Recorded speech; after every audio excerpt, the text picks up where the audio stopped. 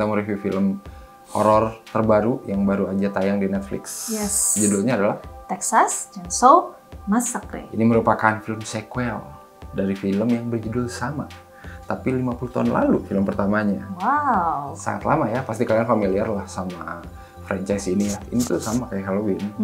Jadi filmnya udah lama tuh, film pertamanya tahun 70-an. Nongol nih yang ini, yang mengabaikan semua sequel yang ada gitu. Jadi ini jadi sequel langsung ceritanya gitu ya dari film itu. Yang perlu diketahui adalah produsernya ini Fede Alvarez ya, yang bikin Don't Breathe, yang nge-remake Evil Dead gitu ya.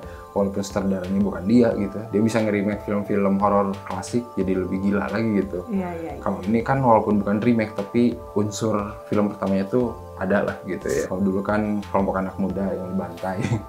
Sekarang sama sekelompok anak muda juga gitu yang dibantai. Tapi bedanya mereka ini influencer. Hati-hati makanya jadi influencer. Menarik sih, kekinian banget gitu sebagai sebuah sequel yang sebenarnya ya kalau aku pikir-pikir nggak perlu ada juga nggak apa-apa, tapi ya diadain juga.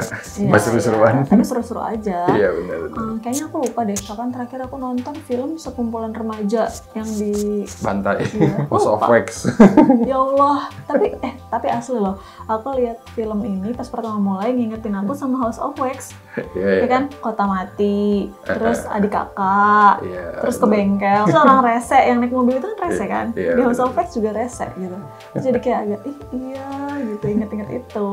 Tapi ya emang gimana ya, template film horor kayak gini Iya masih. sih. Jadi lu nggak usah mengharapkan cerita yang berubah Iya. 180 derajat, nggak ada cuy. Lu kalau udah sering nonton film model kayak gini, pasti kayak gini template-nya gitu. Dan nanti pun yang selamatnya pasti lu udah bisa nebak dari awal nonton juga, udah langsung tahu ini nih selamat. Ada jagoan dulunya lah ya Iya ceritanya. kan, di sini juga ada jagoan zaman dulunya kan, kayak udah keren banget gitu kan. Di Versailles juga begitu kan. Tapi di sini sesuai kenyataan lah. Enak aja loh. Nggak gitu loh. Padahal dulu itu ikonik loh, endingnya film yang pertama dulu tuh si karakter Sally ini lari dari kejaran dia, terus ada truk pick up gitu lewat, terus dia naik truk pick up, terus lari ngadep belakang ngeliat kayak endingnya film ini sama. Tapi si Leatherface-nya nggak bisa ngejar, ya udah beres. Itu kan kayaknya ikonik banget tuh. Bahkan PTJ juga kan ngikutin gitu kan endingnya. Tara Basro, terus tiba-tiba ada mobil sayur, truk sayur naik kabur. Karena ini slasher yang seru ya, jadi benar-benar cara matinya sangat seru cuy. Nah itu juga yang aku suka sih sebenarnya. Walaupun template ceritanya gitu ya, formula E gitu, tapi ngelihat Leatherface ngebunuh orang dengan gergaji mesin itu kita nunggu-nunggu gitu ya. Iya. Apa gitu? Trik dan teknik yang dipakai gitu ya untuk memisahkan bagian badan. Dan di sini tuh kayaknya macam-macam sih, gila lu kalau nonton dijamin Iya, seru-seru itunya. Soalnya kan kalau kita udah sering nonton film kayak gini, kita kan demand-nya lebih ya. Iya. Kalau cuman ditusuk doang atau pistol doang kayak ya gitu.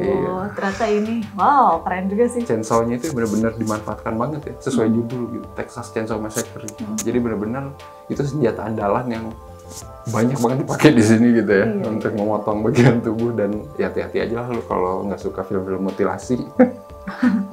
Jangan nonton ini. Di sini tuh ada motif gitu loh, maksudnya biasanya kan kalau pembunuh-pembunuh itu kan kalau di film-film kayak Halloween gak jelas kan, kayak asal-asalan gitu, ada orang nih bunuh gitu. Kalau di sini tuh dia ada motifnya. Awalnya kayaknya dia udah tobat kayaknya sih, soalnya kan chainsaw-nya juga udah dimasukin ke tembok kan. Terus gara-gara diusik, ibunya mati, nggak bisa nih, ya kan, kayak gue balas dendam gitu. Jadi at least ada motifnya gitu. Tapi emang Leatherface juga dulu kan dibikinnya based on true story, maksudnya ada orang nggak kayak dia, maksudnya ngebawa gergaji, nggak, tapi based on karakter orang yang terobsesi sama ibunya gitu. Jadi dia ngulitin mayat terus dipakein gitu. Kalau yang paling mirip ibunya dia pakein gitu. Jadi kayak dia merasa seperti ibunya, kayak film Psycho. Ya kan, pakai baju ibunya, gitu. Jadi kayak merasa itu tuh adalah ibunya gitu. Jadi dia kayak dikendalikan sama ibunya gitu. Terus aku suka mobilnya, soalnya mobilnya kan dari awal kayak diekspos gitu, ternyata di ending ada fungsinya gitu. Soalnya kalau misalnya disetirin atau nyetir sendiri, dia nggak akan bisa lihat ke belakang. Menuju ending gitu kan, si Melody Melody udah megangin chainsaw, seakan-akan kayak didorong gitu. Jadi mestinya kan ditusuk ya kemana gitu. Itu nggak bikin mati gitu. Lo taruh tuh chainsaw di tempat yang bikin mati gitu. Tipikal di film horor ya. Iya. Kalau lu bunuh penjahat itu pastikan mati. Nah itu juga.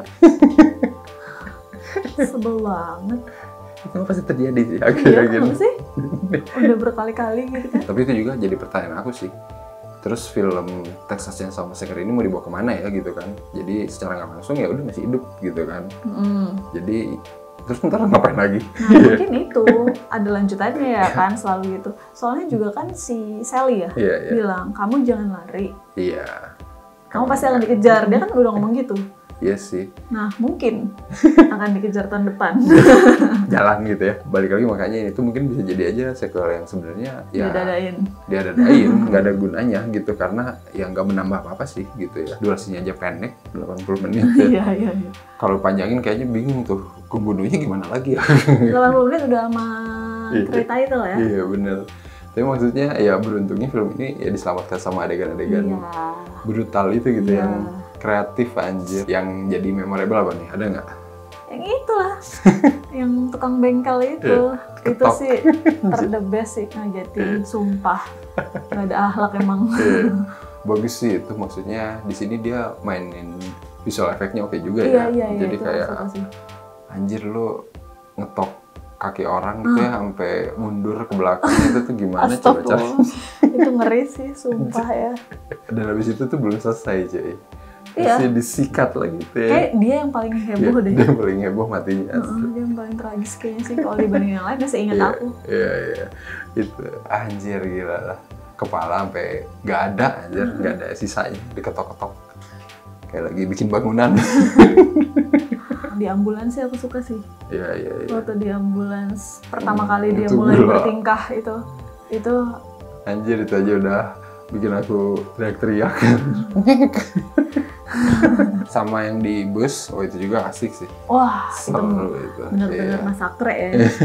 Itu. Bener-bener pembantaian guys. Pada sibuk ini ya, IG Live. Iya itu ya ampun, mereka lagi ada. Sebetulnya lo ngeluarin handphone. Ada yang double kayak sate. Iya, ada yang udah mau keluar setengah. Pinggangnya disikat, ya ampun. Aku nggak habis pikir itu gergaji masih tajam aja gitu ya, udah disimpan. Itu udah isi bensin ya? Udah lama padahal adegan terakhir sih. Oh iya, anjir itu. Hardcore-nya adegan terakhir. Dan itu bagus loh, padahal siang-siang ya. Iya, gila. Kayak terus ekspresinya dapat gitu pas udah ditangkap nih. Terus kan dia mukanya gimana gitu kan, ketakutan. Pas udah disikat langsung berubah gitu kan, langsung kayak itu bagus, aku suka. Sebenarnya kalian nggak nonton film originalnya juga masih nyambung sih. Ya, aku bukan nonton yang pertama. Kalau aku udah nonton tapi udah lama gitu, jadi kalau lupa ingat. 50 tahun lalu kamu kuliah ya? Iya. Kuliah semester awal ya kamu ya? Rentang waktunya ya 50 tahun lalu, berarti sebenarnya sekarang si Leatherface emang udah aki-aki kali ya? Mungkin seumuran sama si Sally itu kan, bener. Mungkin sama-sama remaja waktu dulu.